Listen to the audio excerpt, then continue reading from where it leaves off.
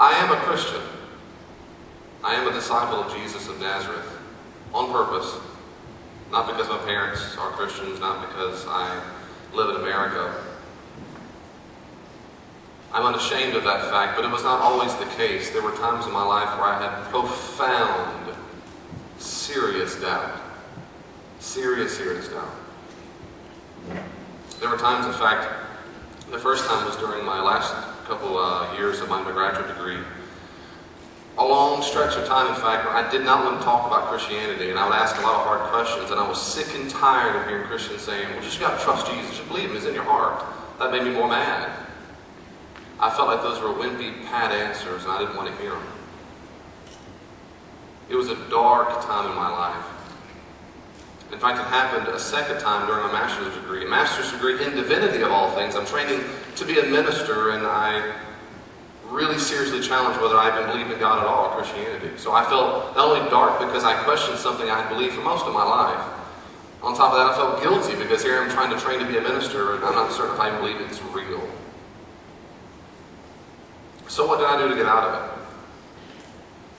I did a few things. I've said, if Christianity is going to be my religion, I've got to figure out whether or not I believe Christianity is true. It has to make sense, and it has to feel right. And I wouldn't be a Christian if it felt right and didn't make sense, and I wouldn't be a Christian if it made sense and didn't feel right. It needs to make sense, it needs to feel right. And so what I did was go back to what I thought were the non-negotiables of the Christian faith, what I call the pillars. Things that draw the line in the sand between Christianity and other religions. Well, I didn't know much about religion when my undergraduate. I knew some, I had some classes, but the questions I had, we didn't cover in Bible 101 and Intro to New Testament. So I went to people I trusted. I went to some people above me who were brilliant, much, and still are far more brilliant than I am. And I thought, well, they're brilliant, and they're Christians, so they can't be duped or that stupid because they've got all these PhDs and they're brilliant. But I would go and plan trips to the dean of the school, and I would type out questions for him, and I would plan an appointment for an hour, slide the questions over the desk, and open up and say, number one. And I drilled him with every single question I could come up with. That's why I often say I'm the most skeptical Christian I've ever met. I'm skeptical about everything, in fact. And sometimes it's a blessing, sometimes it's a curse. But I drilled him as hard as I could with question after question after question after question. And he helped me, and he said, you also need to go read someone who's helped me in my life. His name is C.S. Lewis. Go know him well, read his literature well, and then let's come and talk. And so I did that. C.S. Lewis became a guide for me. In fact, outside of the Bible, no other author has had a better impact on me than C.S. Lewis. And thirdly, I also analyzed other religions, other philosophies. I thought, well, Hinduism, Buddhism, there's a lot of philosophies out there. What in the world makes you think Christianity is the only true religion of all? There are almost 7 billion people on the planet. Are you telling me they're all wrong and I've got the truth? I mean, really? Is that really how truth works? Who am I to say? Who am I to say that they're wrong or even partly wrong? I had some difficult questions. Praise God, I can say that because I believe He exists and I praise Him. He brought me through it, but it's only because I drilled into the ground the questions that I had. I did not give up. I had many sleepless nights. I'm a Christian right now, and I'm unashamed of it because I believe it's true. And having said that, I know a lot of people don't think it's true. So wherever you are in your journey of faith or lack of faith, I just have a great sympathy with you, especially if you're the kind of person who is turned off by Christianity. Maybe because Christians you've met have turned you off. You've been burned at churches or been gossiped about. You think Christians are elitist. I have a profound sympathy with that. I felt that myself. You don't want to judge other people and tell them they're going to hell, they're wrong. I have a profound sympathy for that.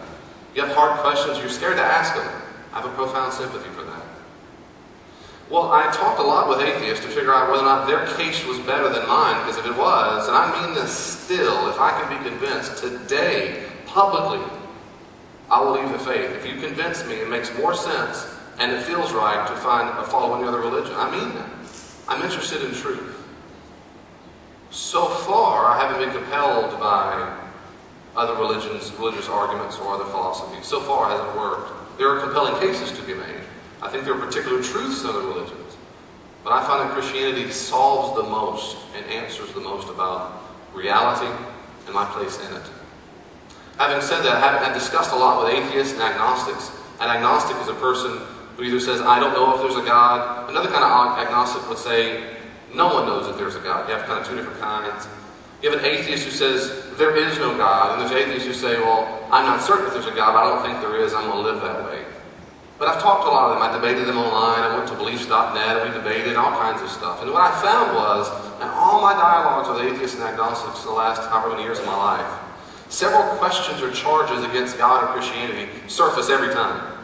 They show up over and over and over again. So what I do, to spend the remaining, hopefully the next 20, 30 minutes if I can, if I get through all of it, present to you what I have found to be the top 5 or 6 top challenges against God and Christianity. Now, of course, that means I can't do it a real good service because I've only got about 30 minutes before we do the Q&A time.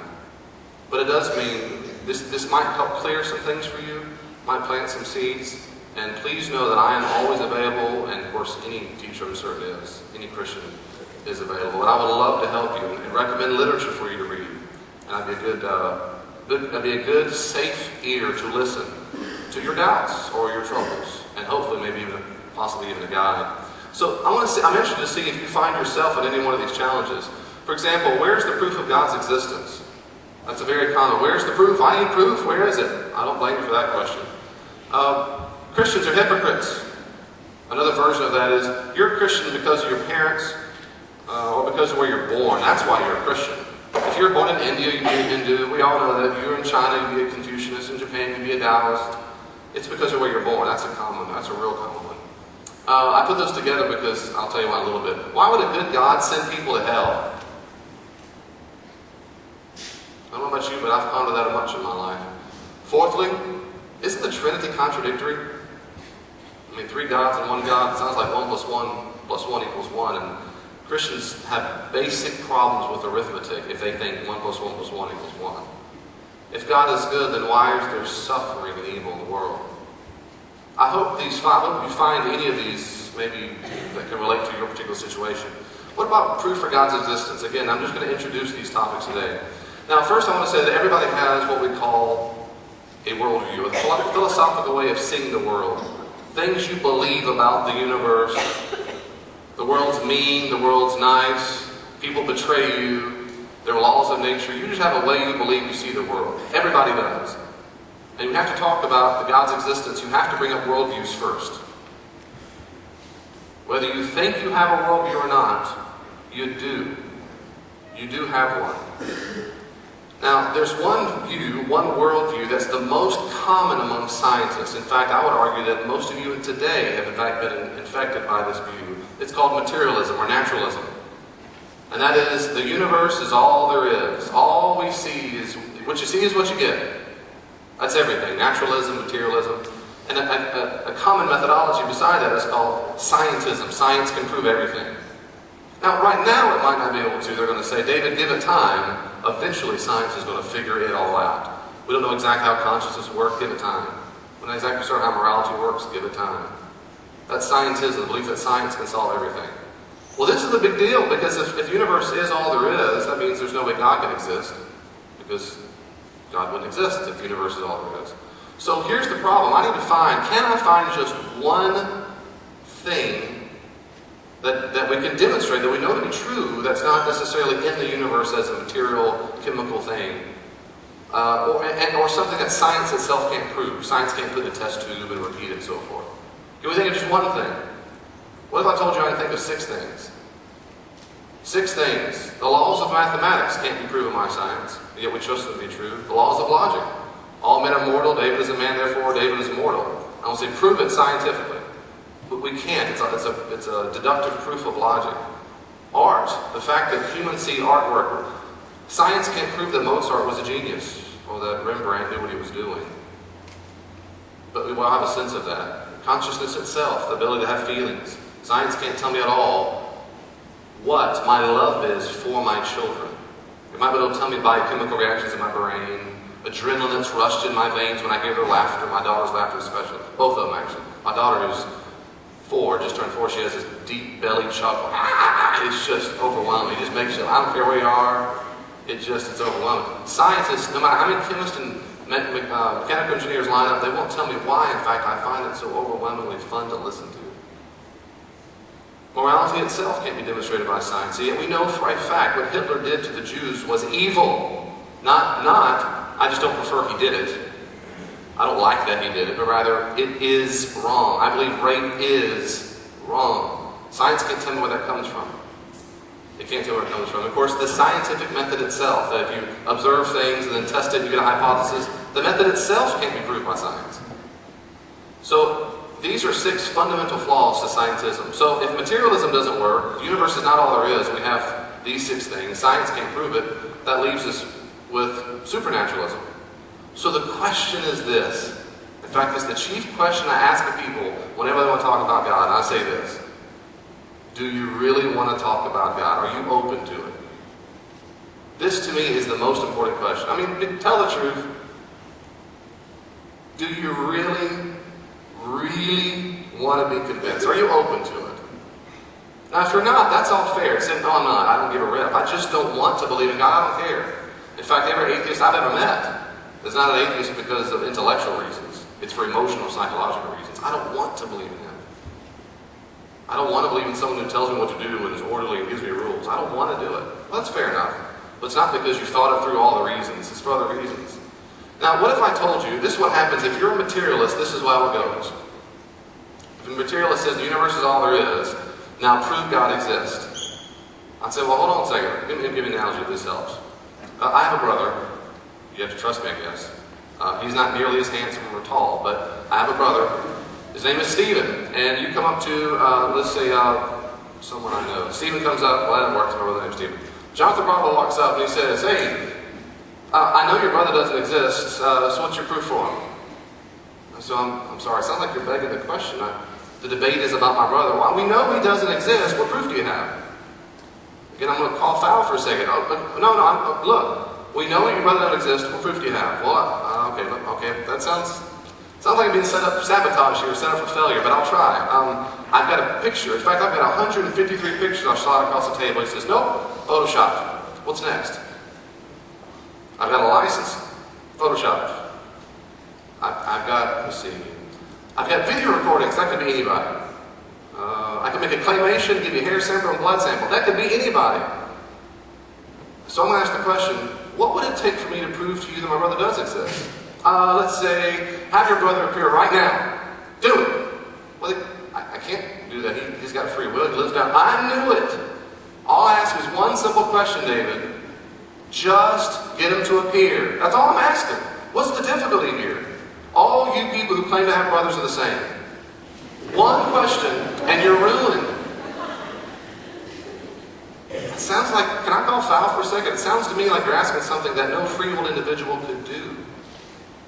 David, I know your brother doesn't exist. What proof do you have? All I need is proof. I'm going to convince right now. The question is not whether or not my brother exists and so forth. I can bring someone up and they can touch him. That's not your brother. That's some random homeless guy who looks like he's got red hair. There's no proof in that. We have similar stories about my childhood. That's collusion. You got together and talked about your childhood. You made up a story. Now you just copied the same.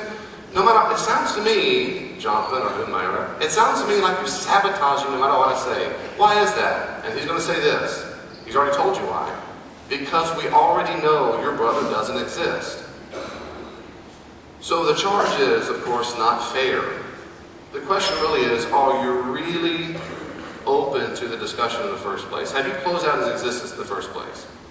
Now, I'll say this quickly. Christian faith itself is not blind faith. At no time in the New Testament, the Greek word pistis is never used to say, just believe in leprechauns. Jump in there and say, yes, I love my leprechaun. If you came up to me and said, please trust my leprechaun, put your faith in him, I'm going to say, your leprechaun? Do you have any proof for him? Just trust me. Well, you seem like a nice guy. I'm not sure if I want to trust something I can't see. Do you have any proof at all? You're just ruling out existence. No, I'm willing to be convinced. Do you have any evidence, any kind of facts? I just want you to trust me. That's not what Christianity has ever taught. In fact, Jesus either really existed or he did not. God exists or he does not. I wish that Brett had made this a little more clear last week. The belief that God exists is not subjective. It's an objective truth claim. Either God exists or he does not exist. It's true or false.